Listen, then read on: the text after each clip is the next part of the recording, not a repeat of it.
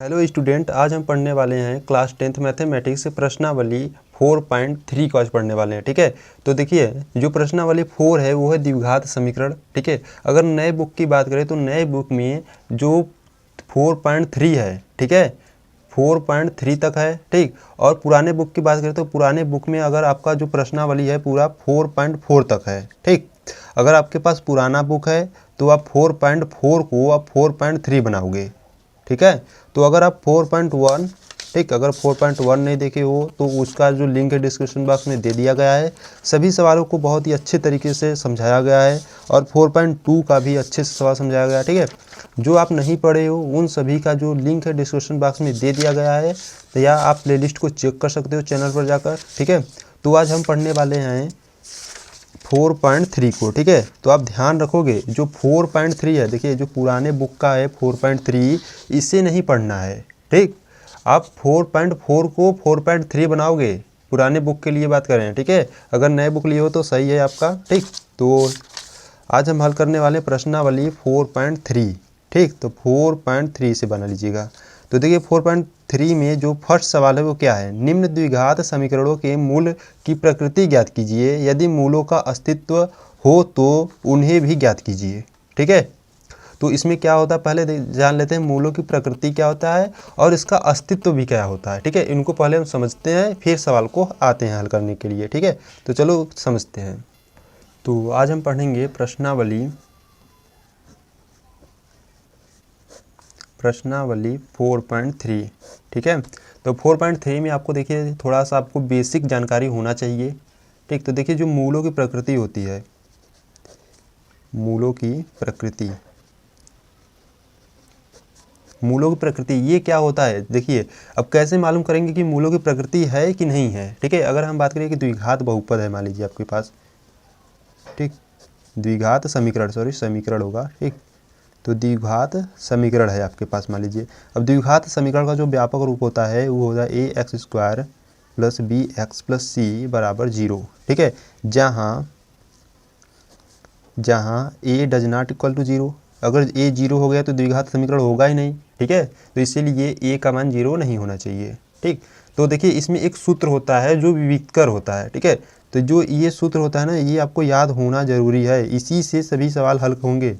ठीक, तो विविक्तर इक्वल मतलब कि विविक्तर को हम d से प्रदर्शित करते हैं और d बराबर होता है b² - 4ac। ठीक, तो विविक्तर अगर धनात्मक होगा तो उसके मूलों का अस्तित्व होगा।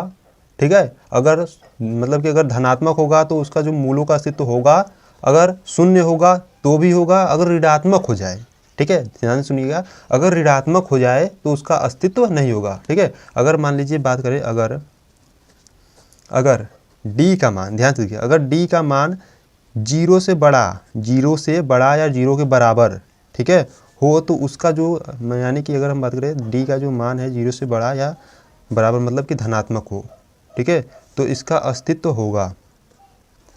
ठीक है, इसका अस्तित्व होगा। ठीक, अगर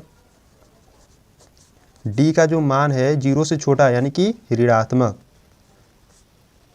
अगर ऋणात्मक आ गया d का मान तो उसका जो अस्तित्व है वो नहीं होगा। ठीक है, ये आपको ध्यान रखना है, इसी से सभी सवालें हल होंगी।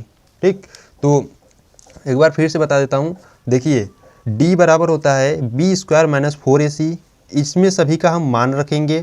ठीक, और अगर d का मान 0 या 0 से बड़ा आता है, ठीक है, 0 या 0 से बड़ा आता है यानी कि धनात्मक, तो उसका अस्तित्व होगा। अगर d का मान ऋणात्मक आ जाता है तो उसका अस्तित्व नहीं होगा, और अस्तित्व नहीं होगा, ठीक है, अगर बात करें अस्तित्व नहीं होगा तो उसका हल भी नहीं होगा। ठीक है, तो हल नहीं होगा, अगर उसका अस्तित्व ही नहीं है तो उसका हल भी नहीं होगा। ठीक, तो चलो प्रश्नावली 4.3 की ओर आते हैं। तो प्रश्नावली 4.3 में फर्स्ट सवाल देखिए क्या है, निम्न द्विघात समीकरण के मूलों की प्रकृति ज्ञात कीजिए, यदि मूलों का अस्तित्व है तो उन्हें भी ज्ञात कीजिए। ठीक है, तो फर्स्ट देखिए 2x² - 3x + 5 = 0 है। ठीक, तो चलो इसे हल करते हैं। तो यहाँ फर्स्ट सवाल देखिए कुछ इस प्रकार से है, 2x² - 3x + 5 = 0। ठीक है, तो यहाँ से देखिए अगर हम बात करें, यहाँ ax² plus b x plus c बराबर 0 इसके रूप का है कि नहीं, ठीक है। यह क्या है, एक द्विघात समीकरण का मानक रूप है, और द्विघात समीकरण का मानक रूप है तो यहाँ से अगर हम बात करें तो देखिए ए बराबर एक्स स्क्वायर का गुणांक ए है, तो एक्स स्क्वायर का गुणांक क्या है 2 है, तो ए बराबर यहाँ पे क्या हो जाएगा 2 हो जाएगा। और b का मान ज्ञात करें तो b का देखिए x का गुणांक b है, तो x का यहाँ पे गुणांक क्या है -3, तो यहाँ b बराबर क्या हो जाएगा -3। और c अचर पद है, यहाँ पर अचर पद क्या 5 है, तो a बराबर 2, b बराबर -3, c बराबर 5। इस प्रकार से आपको सभी मानों को निकालना है और विविक्तकर जो सूत्र है उसमें आपको रखना है, ठीक है। तो विविक्तकर अगर बात करें देखिए, ठीक है, विविक्तकर d बराबर क्या होता है b स्क्वायर माइनस का 4ac, ठीक है। इसमें हम मान को सभी पुटअप करेंगे तो d इक्वल टू b का मान है -3, तो -3 का स्क्वायर -4 गुणे a का मान है 2 गुणे c का मान है 5, तो d बराबर 3 का स्क्वायर 9 माइनस देखिए 4 दूना 8, 8 पंजे 40, तो यहाँ से घटाओगे तो कितना आ जाएगा -31। तो यहाँ पे देखिए अतः जो d का मान है, ठीक है, यहाँ पे लिखोगे जहाँ d का मान 0 से क्या है 0 से छोटा है, ठीक है, 0 से छोटा है, 0 से छोटा यानी कि ऋणात्मक है, तो यहाँ से लिखोगे अतः d का मान ऋणात्मक है। अब d का मान ऋणात्मक है तो इसका कोई हल नहीं होगा,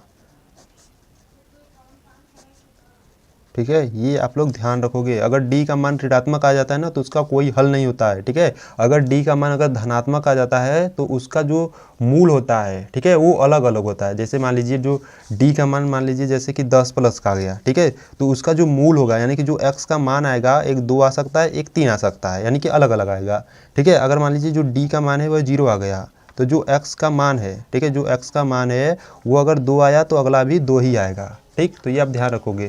तो d का मान -31 आ गया यानी कि ऋणात्मक, तो इसका तो कोई हल ही नहीं होगा, ठीक है। तो चलो क्वेश्चन नंबर 2 को देखते हैं अब। तो क्वेश्चन नंबर 2 देखिए क्या है, 3x स्क्वायर -4 करड़ी में 3x + 4 = 0, ठीक। तो चलो इसे हल भी कर लेते हैं। तो क्वेश्चन नंबर 2 देखिए क्या है, 3x स्क्वायर -4 करड़ी में 3x + 4 = 0, ठीक है। तो यहाँ पे क्या करेंगे देखिए, यहाँ जो सभी का मान है ना यहाँ पे हम लिख लेंगे। जैसे a का मान यहाँ पे क्या है, a का मान है यहाँ पे 3, ठीक। b का मान क्या है -4 करड़ी में 3 और c का मान है 4, ठीक। तो यहाँ से हम विविक्तकर निकालेंगे, तो विविक्तकर क्या होता है, विविक्तकर d बराबर होता है b स्क्वायर माइनस का 4ac, ठीक है। सूत्र होता है, इन्हीं में हम मान को रखेंगे। तो देखिए क्या है d बराबर, तो ठीक यहाँ से मान पुटअप करते हैं। देखिए b स्क्वायर, तो b का मान यहाँ पे रखेंगे 4 -4 कड़ी में 3 का स्क्वायर है, ठीक है, माइनस का 4 इंटू a का मान यहाँ पे देखिए 3, c का मान है 4। तो d बराबर देखिए 4 का स्क्वायर करोगे तो 16 इंटू 3 है, देखिए यहाँ पे कड़ी में 3 का जो स्क्वायर होता है, ठीक। तो यहाँ पे स्क्वायर और कड़ी को कैंसिल आउट करेंगे तो 3 आएगा, ठीक। तो यहाँ से हो जाएगा 3 माइनस 4 चौका 16, 16 3 48,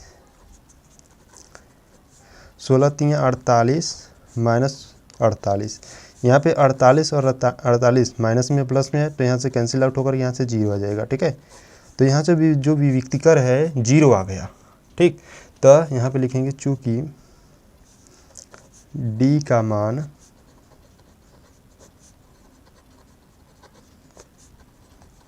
का मान शून्य है, ठीक है। तो अतः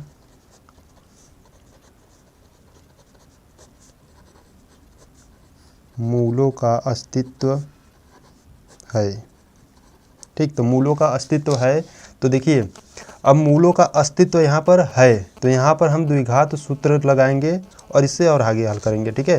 तो यहाँ लिखेंगे द्विघात सूत्र, तो आपको द्विघात सूत्र मालूम होना चाहिए। द्विघात सूत्र क्या होता है, x बराबर -b plus minus under root में b स्क्वायर माइनस का 4ac और बटे 2a, ठीक है। ये होता है द्विघात सूत्र, ठीक।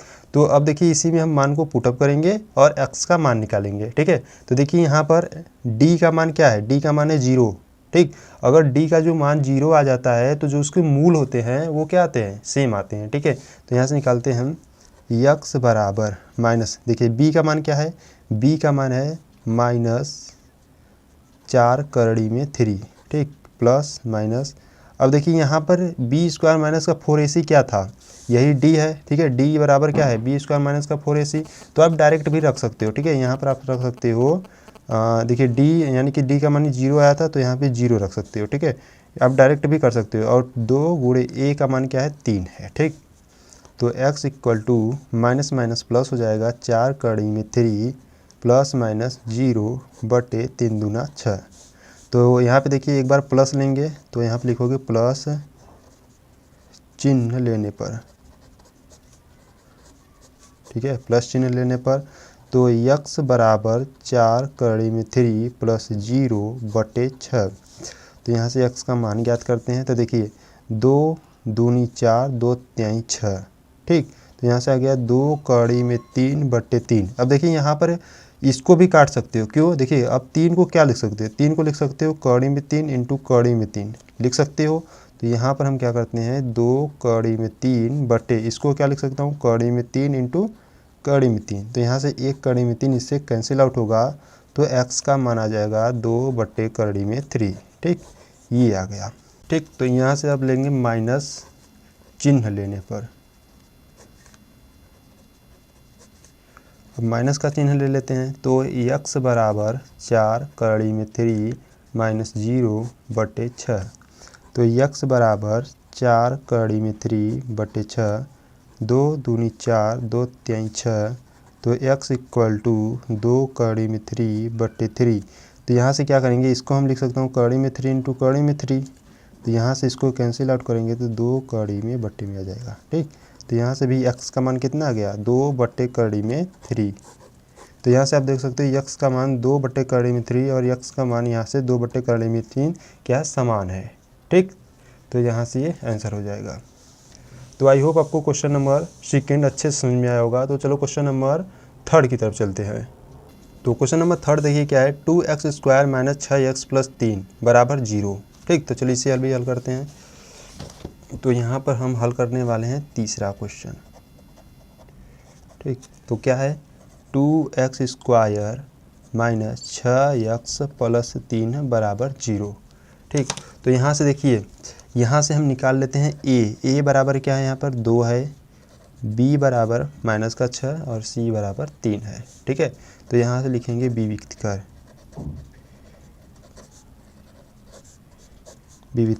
d बराबर 4ac। ठीक है, यहाँ पर मान को पुटअप करेंगे तो d इक्वल टू b का मान है माइनस का 6, तो माइनस 6 स्क्वायर माइनस 4 गुणे a का मान है 2 गुणे c का मान है 3। ठीक है, तो यहाँ से क्या करेंगे, हल करते हैं। यहाँ से देखिए 6 का स्क्वायर होता है 36 माइनस 4 दूना 8, 8 त्रिका 24। तो यहाँ d इक्वल टू, अब देखिए 36 में से 24 जाएगा तो 12 बचेगा। ठीक, यानी कि d का मान यहाँ पे धनात्मक आ गया। ठीक है, तो यहाँ पे लिखोगे अतः d का मान धनात्मक है। अब d का जो मान है धनात्मक है, तो इसीलिए मूलों का अस्तित्व है। ठीक है, अब d का मान धनात्मक है तो मूलों का अस्तित्व होगा। तो यहाँ से देखिए अब क्या करेंगे, अब द्विघात सूत्र लगाएंगे। तो यहाँ लिख देते हैं द्विघात सूत्र। अब द्विघात सूत्र क्या होता है, x बराबर minus b plus minus under root में b स्क्वायर माइनस 4ac बटे 2a।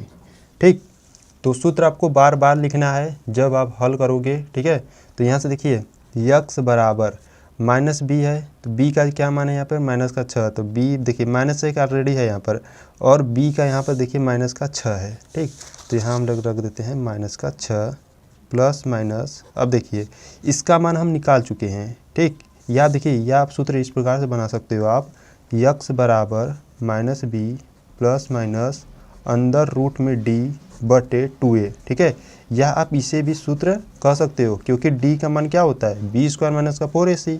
ठीक है, तो यहाँ पर हम d का मान रखेंगे तो d का मान है 12 और बट्टे 2 गुणे ए का मान है यहाँ पे 2। ठीक, तो x बराबर 6 प्लस माइनस करड़ी में 12 बट्टे 4। ठीक, तो यहाँ सब देखिए क्या करेंगे, यहाँ पे लिखेंगे प्लस चिन्ह लेने पर।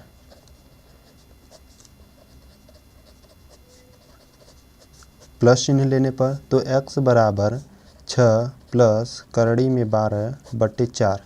ठीक है, अब देखिए यहाँ पर आप करड़ी में 12 को, ठीक है, अगर बात करें करड़ी में 12 को आप किस प्रकार से लिख सकते हो। देखिए अगर हम 12 का गुणनखंड करें यानी कि लसाअ ले तो 2 से काटेंगे तो 6, 2 से काटेंगे तो 3 और 3 से काटेंगे तो 1। ठीक है, तो आप लिख सकते हो इसे 12 को लिख सकते हो 2 करड़ी में 3 लिख सकते हो। तो यहाँ से लिख देते हैं, तो x बराबर 6 प्लस 2 करड़ी में 3 बट्टे 4। ठीक,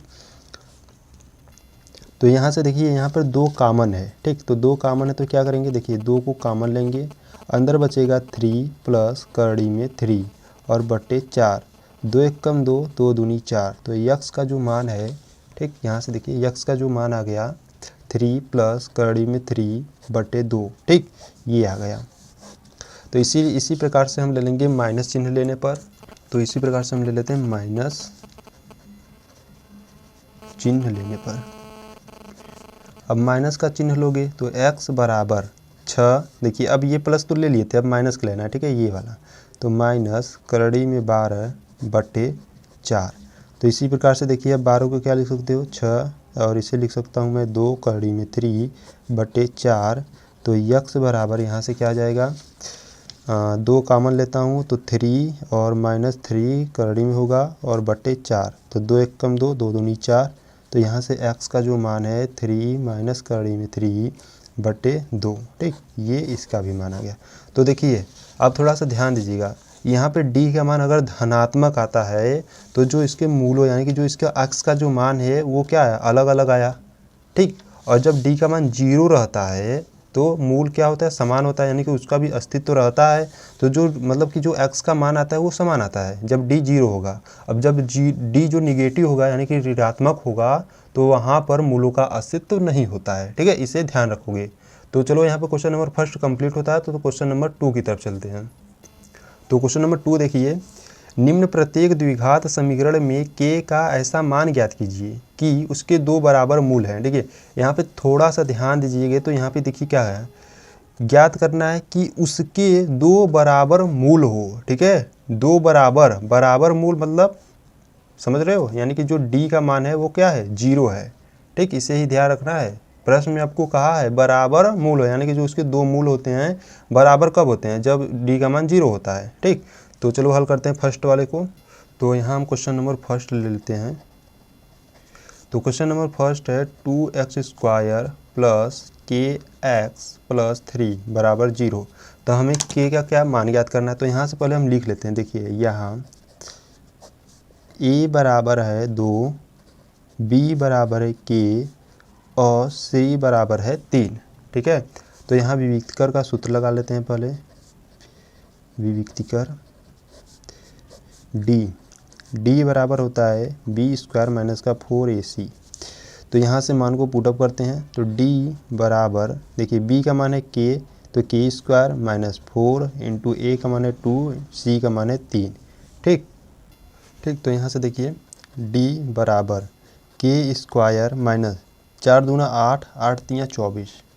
ठीक है, यहाँ पे d का जो मान है क्या आ गया, k² माइनस का 24। ठीक, तो यहाँ पर हम जानते हैं कि जो d, देखिए प्रश्न में आपको कहा था कि उसके दो बराबर मूल हैं। जब 2 बराबर मूल होते हैं ना, ठीक, तो यहाँ पे देखिए, तो यहाँ से हम लिखेंगे प्रश्नानुसार, चूँकि प्रश्नानुसार क्योंकि जो d का मान है, यानी कि क्योंकि समीकरण के जो दोनों है ना, क्योंकि समीकरण के दोनों मूल क्या है, बराबर हैं। प्रश्न में आपको कहा है। ठीक, तो समीकरण के दोनों मूल बराबर है, यानी कि जो d का मान है वो क्या है, 0 है। अब अगर d का मान 0 है तो यहाँ से हम रख देते हैं तो देखिए पहले क्या है, डी बराबर है के स्क्वायर माइनस का 24, ठीक। तो डी का मान 0 इक्वल टू के स्क्वायर माइनस का 24। तो यहाँ से के का मान ज्ञात करते हैं, तो के स्क्वायर इक्वल टू 24 को भेजेंगे तो प्लस का हो जाएगा, ठीक।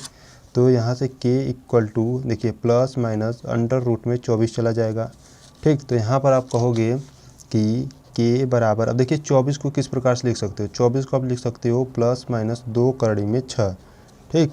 यहाँ से क्या हो गया, के का मान आ गया, ठीक। तो आई होप आपको क्वेश्चन नंबर फर्स्ट समझ में आया होगा। तो यहाँ से के का मान आ गया प्लस माइनस 2 अंडर रूट 6। तो चलो क्वेश्चन नंबर अब सेकेंड को देख लेते हैं। तो सेकेंड है क्वेश्चन, तो यहाँ से देखिए सेकेंड दिया है के यक्स और एक्स माइनस का 2 प्लस 6 बराबर 0, ठीक है।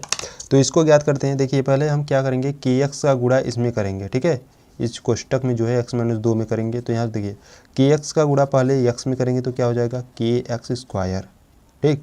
अब इसमें करेंगे 2 में, तो यह माइनस का 2 के एक्स और प्लस 6 बराबर 0, ठीक। तो यहाँ से लिखेंगे हम, यहाँ ए बराबर क्या है, के है, बी बराबर है माइनस का 2k और सी बराबर है 6, ठीक। तो यहाँ से हम विविक्तिकर का सूत्र लगाते हैं, विविक्तिकर डी बराबर होता है बी स्क्वायर माइनस का 4ac।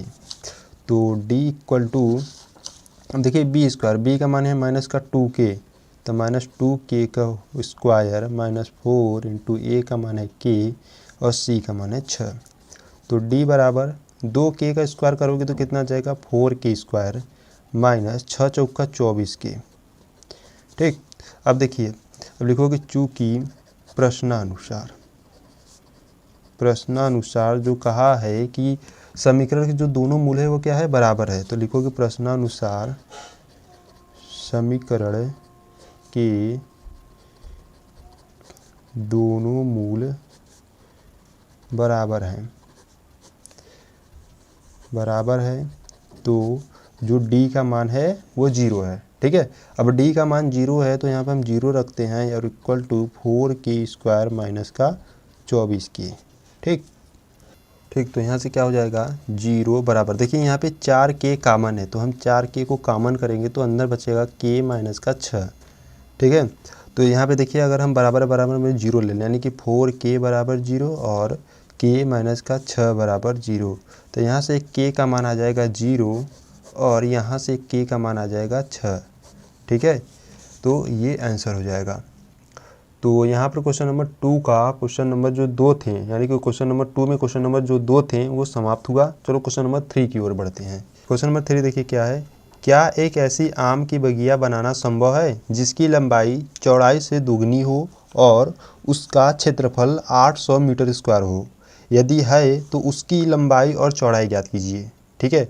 तो यहाँ पे देखो क्या दिया है, एक आम का बगिया है। अब आम का बगिया किस रूप में होता है, देखिए आम का बगिया जो होता है वो आयत के रूप में होता है, ठीक है। तो यहाँ पर अधिकतर आयत के रूप में ही होता है, तो यहाँ हम आयत के रूप में लेंगे। और कहा है जिसकी लंबाई चौड़ाई से, ठीक है, हम चौड़ाई को यहाँ पर चौड़ाई जो है उसको हम x मान लेंगे, तो क्या चौड़ाई से दोगुनी है तो लंबाई कितनी हो जाएगी, 2x हो जाएगी, ठीक। तो और उसका क्षेत्रफल आपको दिया है, ठीक है, 800 मीटर स्क्वायर, तो उसकी लंबाई और चौड़ाई ज्ञात करते हैं। चलो हल करते हैं। तो क्वेश्चन नंबर 3 देखते हैं। तो यहाँ पे क्वेश्चन नंबर 3 है, ठीक। ये देखिए एक आम का बगिया है, ठीक, क्या है, एक है बगिया आम का, ठीक। अब देखिए जो उसकी चौड़ाई है तो यहाँ पे हम मान लेते हैं ये क्या होती है, ये होती है चौड़ाई, तो हम चौड़ाई को मान लेते हैं यक्स, और ये है लंबाई। अब प्रश्न में कहा है जो उसकी चौड़ाई है, ठीक है, उसकी जो लंबाई है चौड़ाई से क्या है, दोगुनी है, तो यहाँ से 2x हो जाएगा, ठीक। तो यहाँ पर हम लिखेंगे माना बगिया की चौड़ाई, माना बगिया की चौड़ाई क्या है, यक्स है, तो उसकी लंबाई कितनी हो जाएगी, 2x हो जाएगी, ठीक है। तो प्रश्नानुसार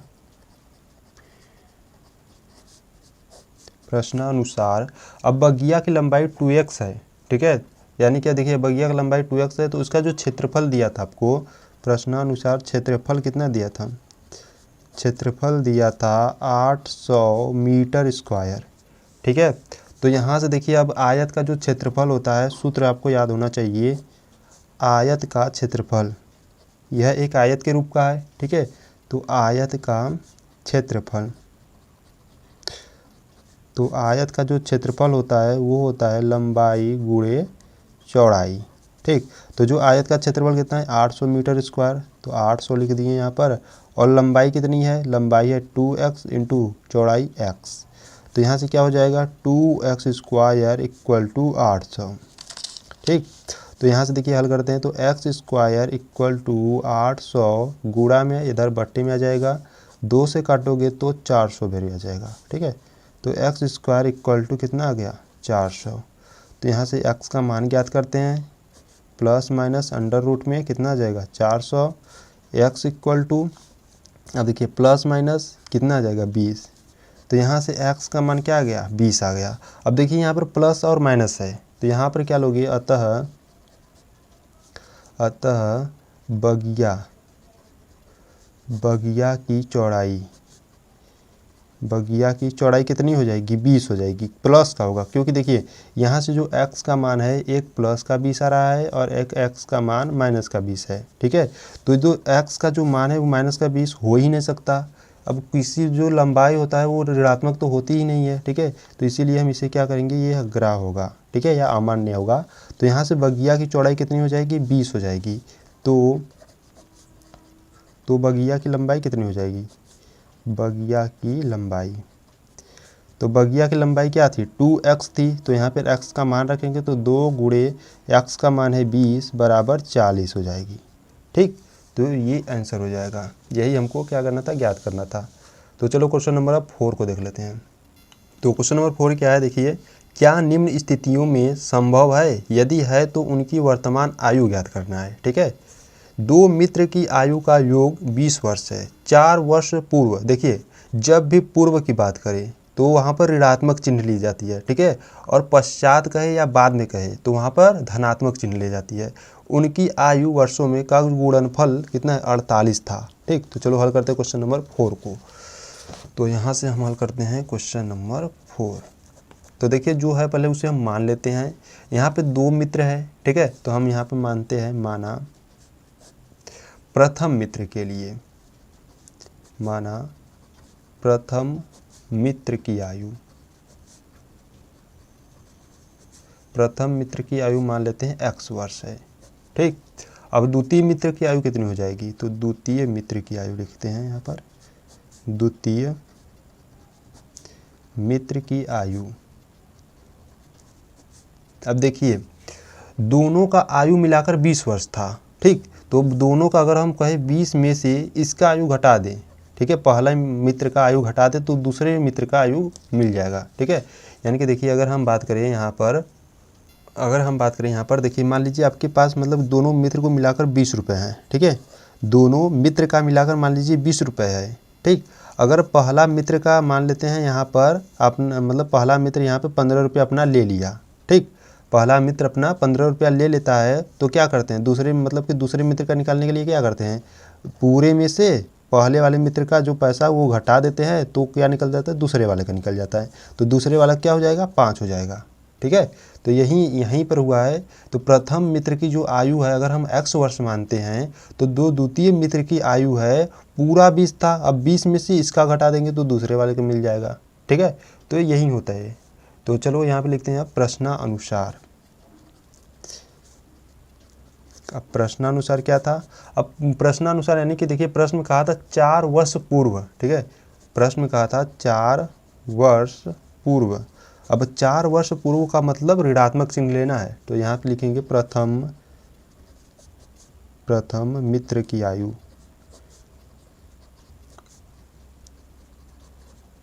प्रथम मित्र की आयु कितनी हो जाएगी, x में से 4 घटा दोगे, ठीक है। यहीं पर अब द्वितीय मित्र की आयु देख लेते हैं। तो द्वितीय मित्र की आयु, द्वितीय मित्र की आयु कितनी थी 20 माइनस x, अब 4 वर्ष पूर्व का है तो -4, ठीक। तो यहाँ से देखिए 20 में से 4 जाएगा तो 16 माइनस का x बचेगा, ठीक। तो यहाँ पर कहा है जो इनका गुणनफल है वो कितना 48 है। तो गुणनफल यानी कि x माइनस 4 और 16 माइनस x गुणनफल हो गया और कितना था 48 है। ठीक, तो इसे हल करते हैं। तो देखिए x का गुणा पहले इन दोनों टर्म में करेंगे तो 16x माइनस एक्स स्क्वायर।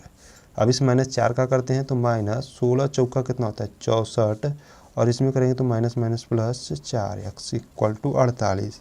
ठीक, तो यहाँ पे देखिए इसको सही रूप में लिखते हैं। देखिए 16x और 4x को जोड़ेंगे तो 20x हो जाएगा और ये है माइनस का एक्स स्क्वायर प्लस जोड़ते हैं तो कितना हो जाएगा 20x। इसको उधर लाते हैं तो माइनस का 64 माइनस का 48 बराबर 0। तो minus x square plus 20x इनको जोड़ो। देखिए 8 4 12 के 2 हासिल लगा 1 6 4 10 1 11 बराबर 0।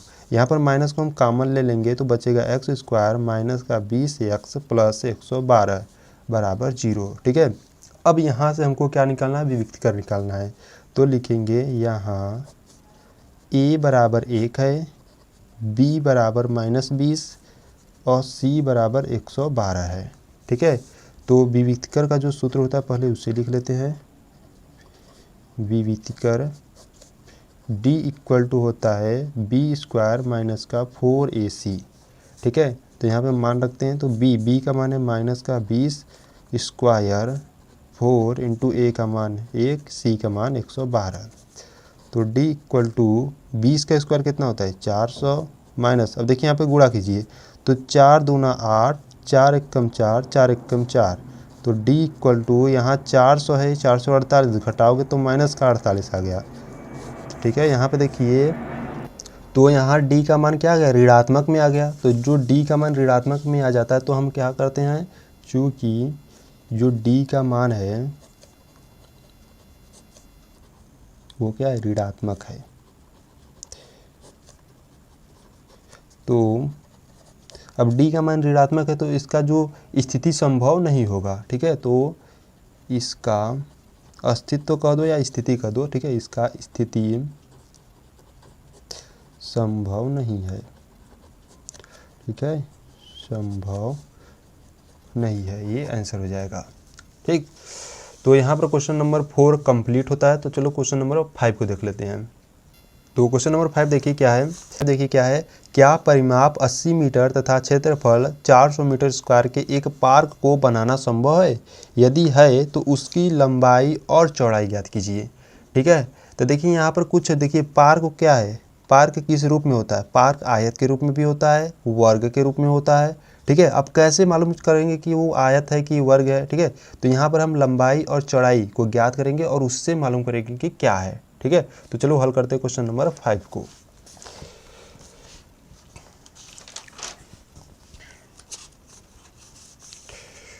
ठीक, तो यहाँ से हम ले लेते हैं क्वेश्चन नंबर 5।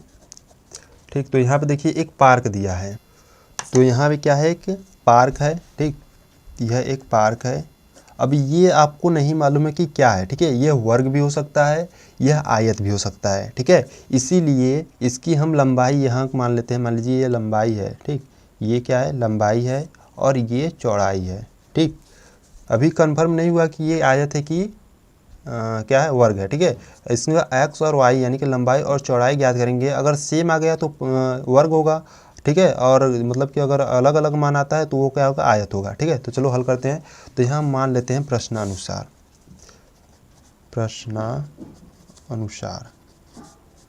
प्रश्नानुसार माना पार्क का जो परिमाप, देखो जो दिया है पहले हम लिख लेते हैं। ठीक है, प्रश्नानुसार मान लीजिए जो दिया है। ठीक है, प्रश्नानुसार दिया है। अब जो दिया है उसे लिख लेते हैं। जो पार्क का परिमाप है, पार्क का परिमाप, अब पार्क का जो परिमाप है वो कितना है 80 मीटर है। ठीक, 80 मीटर है। तो अब पार्क का जो क्षेत्रफल है, पार्क का क्षेत्रफल कितना है, मान लेते हैं यहाँ पर x मीटर है। ठीक, पार्क का क्षेत्रफल x मीटर है। ठीक, सॉरी यहाँ पर पार्क का क्षेत्रफल क्यों मान रहे हैं, यहाँ पर लंबाई मान लेते हैं ना, लंबाई है। ठीक है, लंबाई और चौड़ाई होती है ना, तो लंबाई मान लेते हैं x मीटर। तो पार्क का परिमाप, अब देखिए अब पार्क का परिमाप क्या होता है, परिमाप का मतलब होता है बाहरी, ठीक है, जो बाउंड्री होती है पूरी वो, ठीक है, परिमाप। तो यहाँ से देखिए यहाँ पे 2 लंबाई है 2 चौड़ाई है, तो 2 कोष्टक में लंबाई धन चौड़ाई, ठीक। तो यहाँ से जो पार का परिमाप है हमको 80 मीटर दिया, तो यहाँ पे लिख देते हैं 80 इक्वल टू 2। अब लंबाई को हम मान लेते हैं, देखिए लंबाई को माने हैं यक्स और प्लस चौड़ाई को कुछ मत मान लीजिए, अब चौड़ाई को चौड़ाई ही रखिए, ठीक है। तो यहाँ से क्या हो जाएगा, इसको इधर भेजते हैं, तो 80/2 इक्वल टू एक्स प्लस चौड़ाई। तो यहाँ से 2 से काटेंगे तो 40 आ जाएगा, यानी कि एक्स प्लस चौड़ाई इक्वल टू क्या है 40 है, ठीक। तो यहाँ से चौड़ाई का मान ज्ञात करते हैं, तो चौड़ाई इक्वल टू क्या हो जाएगा 40, इसको उधर ले जाएंगे तो माइनस का एक्स हो जाएगा, ठीक है। तो यहाँ से अगर हम बात करें, अतः पार्क का जो क्षेत्रफल होता है, पार्क का क्षेत्रफल, अब पार्क का क्षेत्रफल आयत के रूप में लेंगे तो क्या हो जाएगा लंबाई गुणे चौड़ाई, ठीक। अब जो पार्क का क्षेत्रफल है वो कितना दिया था 400 दिया था, ठीक है। तो पार्क का क्षेत्रफल है 400 इक्वल टू लंबाई कितनी है, लंबाई हम यहाँ पे देखिए लंबाई हम माने से यक्स, ठीक है, तो यक्स और चौड़ाई यहाँ से निकाल लिए थे समीकरण, मान लीजिए 1 से निकाल लिए, चौड़ाई 40 माइनस यक्स, इसको हल करते हैं तो 400 बराबर 40 यक्स माइनस एक्स स्क्वायर, ठीक है। तो इसको सही रूप में लिख लेते हैं, तो देखिए इन सभी को क्या करते हैं इधर लाते हैं, तो क्या हो जाएगा x square minus 40 x plus 400 बराबर 0, ठीक। यहाँ पर अगर हम बात करें विविधकर का सूत्र लगाएंगे, यहाँ a बराबर 1 है, b बराबर -40 और c बराबर 400 है, ठीक। तो यहाँ हम हल करते हैं अब विविधकर का सूत्र लगाकर, विविक्तिकर, ठीक है, विविधकर d बराबर क्या होता है, d बराबर होता है b स्क्वायर माइनस 4ac, ठीक है। तो यहाँ पर मान रखते हैं, तो d बराबर b का मान है माइनस का 40 स्क्वायर माइनस 4 इंटू a का मान है 1, c का मान है 400। तो d इक्वल टू देखिए इसका अगर हम स्क्वायर करते हैं 40 का, तो 4 को होता है 16, तो हो जाएगा 1600 माइनस 4 चौका 16, यानी कि इसका भी 1600।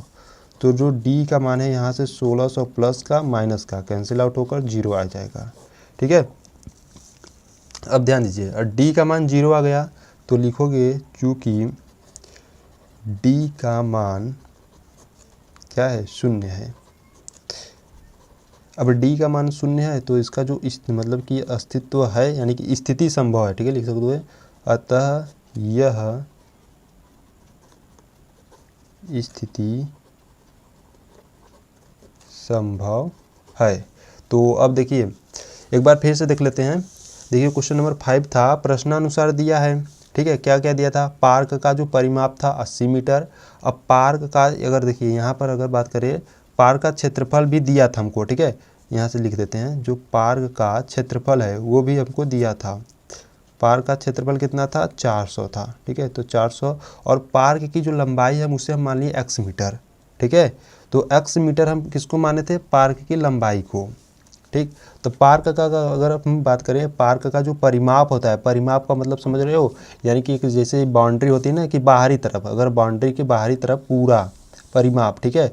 तो क्या होता है देखिए 2 ठो क्या होता है लंबाई होता है, 2 ठो चौड़ाई होता है, ये 2 ठो चौड़ाई हो गया और ये 2 ठो क्या हो गया लंबाई हो गया। तो 2 कोष्टक में अगर हम बात करें लंबाई धन चौड़ाई दोनों को जोड़ेंगे, ठीक है। तो पार्क का परिमाप हमको 80 दिया था, यहाँ 2 लंबाई यक्स माने चौड़ाई को उसी हिसाब से रखे हैं, ठीक है, क्योंकि हमें चौड़ाई ज्ञात करना है। तो यहाँ से चौड़ाई ज्ञात करने के लिए क्या करें, 2 को इधर भेजिए और यक्स को भी इधर भेज दिए, तो यहाँ से चौड़ाई निकालिए 40 माइनस यक्स, ठीक है, ठीक। तो पार्क का जो क्षेत्रफल होता है वो लंबाई गुणे चौड़ाई होता है, ठीक है। तो यानी कि देखिए पार्क का क्षेत्रफल हम आयत के रूप में मानिए, आप आयत के रूप में मानेंगे तो जो क्षेत्रफल होता है आयत का वो लंबाई गुणे चौड़ाई होता है, ठीक है। तो पार्क का जो क्षेत्रफल है हमको दिया था 400, ठीक है, और लंबाई यक्स है और चौड़ाई यहाँ से निकाली है, ठीक है, यहाँ पे रख दिए। अब यहाँ पे हल करके यहाँ पर एक द्विघात समीकरण बना लिए। अब द्विघात समीकरण बना लिए तो यहाँ से अब विविधकर का सूत्र लगाएंगे, यानी कि यहाँ से a का मान, b का मान, c का मान, ठीक है, यहाँ पर निकाले और विविध करके सूत्र में रखें। तो यहाँ पर रखे तो जो डी का मान है वो क्या आ गया, शून्य आ गया। अब डी का मान शून्य आ जाता है तब भी उसका जो मूल का अस्तित्व होता है वो संभव है, ठीक है। तो यहाँ से लिखेंगे जो डी का मान है शून्य, अतः यह स्थिति संभव है। तो अब द्विघात सूत्र से x का मान ज्ञात करेंगे। तो चलो x का मान ज्ञात करते हैं। ठीक, तो यहाँ से देखिए अब लिखेंगे द्विघात सूत्र से, द्विघात सूत्र से द्विघात सूत्र। अब द्विघात सूत्र क्या होता है, x बराबर minus B plus minus under root में बी स्क्वायर माइनस 4ac बटे 2a होता है, ठीक है। तो या आप लिख सकते हो इसे, या यहाँ पर d भी लिख सकते हो, या लिख सकते हो x बराबर minus B plus minus under root में d अपान 2a। अब क्यों, क्योंकि d बराबर ही होता है बी स्क्वायर माइनस का 4ac, ठीक है। तो यहाँ पर कुछ भी लिख सकते हो, यानी कि यहाँ पर, ठीक है, ये भी सही है, ठीक है। तो यहाँ से लिखेंगे x बराबर b का मान है यहाँ पर माइनस का 40। देखिए माइनस एक ऑलरेडी है तो यहाँ पे होगा माइनस का 40 प्लस माइनस अंडर रूट में d का मान निकाले थे 0 आया था, और 2 इंटू a का मान है यहाँ पर 1, ठीक। तो x बराबर माइनस माइनस होकर 40 प्लस का हो जाएगा प्लस माइनस 0 बटे 2, ठीक। तो यहाँ से देखिए अब क्या करेंगे, यहाँ से एकदम प्लस का चिन्ह ले लेते हैं, ठीक है। प्लस चिन्ह लेने पर प्लस का चिन्ह लेंगे तो x इक्वल टू 40 प्लस 0 बटे 2, ठीक है। तो x बराबर 40 बटे 2, 0 जोड़ोगे तो वहीं आएगा, ठीक है। तो 2 एक कम 2, 2 20 में 40, तो यहाँ से x का मान क्या आ गया, 20 आ गया, ठीक। यहाँ से x का मान 20 आ गया। तो यहाँ पर भी देख लेते हैं, तो यहाँ पर ले लेते हैं माइनस चिन्ह लेने पर, तो माइनस चिन्ह लेते हैं तो x बराबर 40 माइनस 0 बटे 2, ठीक है। 40 में से 0 जाएगा तो 40 ही आएगा, ठीक है। तो 40 बटे 2 काटोगे तो 20 बेरी में कटेगा, यानी कि जो x का मान है वो कितना आ गया, 20 आ गया, ठीक। तो यहाँ से आप ध्यान रखना, जब d का मान 0 आता है तो जो उनके जो मूल आते हैं वो क्या आते हैं, समान आते हैं, ठीक है। तो यहाँ से लिखोगे अतः जो लंबाई थी, ठीक है, यहाँ से हम क्या लंबाई को x माने थे, तो लंबाई x बराबर कितना आ गया, 20 मीटर आ गया, ठीक। तो यहाँ से चौड़ाई भी ज्ञात कर लेते हैं। तो चौड़ाई इक्वल टू है 40 माइनस x, ठीक। समीकरण नंबर 1 देखिएगा, चौड़ाई था 40 माइनस x, तो यहाँ पर x का मान रखते हैं, तो चौड़ाई हो जाएगा 40 माइनस x का मान रखेंगे 20, तो यहाँ चौड़ाई कितना आ जाएगा, 40 में से 20 जाएगा तो कितना बचेगा, 20 बचेगा, यानी कि 20 मीटर। तो यहाँ पे चौड़ाई भी क्या है, 20 मीटर है, और लंबाई भी 20 मीटर है। तो आप लिखोगे इसीलिए, ठीक है, यहाँ पे लिखोगे चूँकि, पहले लिखोगे चूँकि लंबाई व चौड़ाई समान